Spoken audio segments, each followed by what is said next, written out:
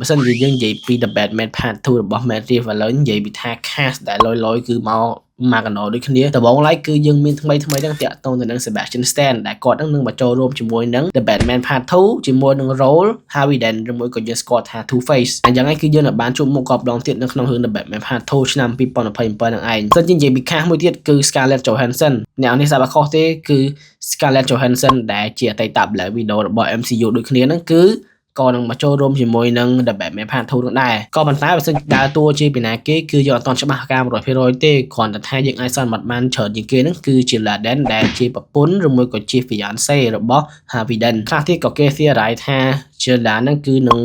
evolve ឬមួយក៏វិវត្តទៅជា The Phantasm ដែលយើងស្គាល់ថាជាតួអង្គចិត្តកកវិញទៀតគឺតាក់ទងទៅនឹងការត្រឡប់មកវិញរបស់ Joker Barry Keoghan ដែលយើងបានឃើញថាឈុតគាត់ហ្នឹងត្រូវបានគេកាត់ចោលពីក្នុង The Batman វគ្គ 1ប៉ុន្តែឥឡូវហ្នឹងគឺគាត់នឹងត្រឡប់មកវិញនៅក្នុងរឿង The Batman Part 2 នេះហើយយើងនឹងបានឃើញថាតើ Joker ហ្នឹងគឺវាមុខដូចពីគេកាត់ចោល screen គេកាត់ចោលហ្នឹងមួយក៏ជា new look មកថ្មីហ្មងបើមិនជាតួអង្គចិត្តកវិញគឺខ្ញុំអត់មានយោបល់អីសោះហ្មងខ្លះគេគិតថា Hush អ្នកខ្លះគេគិតថា Harvey Dent អ្នកខ្លះគេគិតថា God of Owl តែជាក់ស្ដែងទៅខ្ញុំគិតថា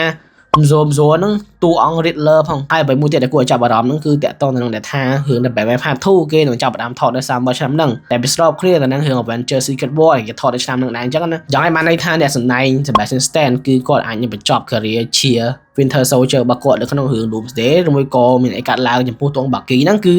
យើងចាំមើលទាំងអស់គ្នាព្រោះថាបើសិនជាគិតមើលទៅអ្នកសម្ដែងហ្នឹងគាត់ប្រហែលជាពិបាកខ្លាំងមែនទែនក្នុងការថតរឿងធំៗដល់ទៅ2ក្នុងពេលតែមួយអញ្ចឹងណាតែវាគឺជាតម្រុយលះថា Bucky គឺអាចនឹងមានភាគរយ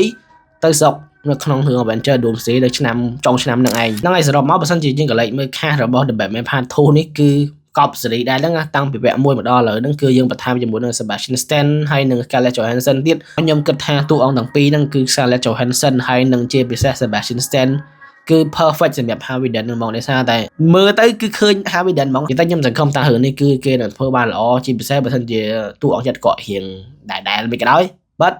ខ្ញុំពិតជាទៅនឹងចាំដោយសារតែ cast គឺកប់មែនហ្មងហ្នឹងហើយមានតែប៉ុណ្្នឹងទេហើយមានចំណាប់អារម្មណ៍មិនដែរអាច comment បានផងសន្តិភាព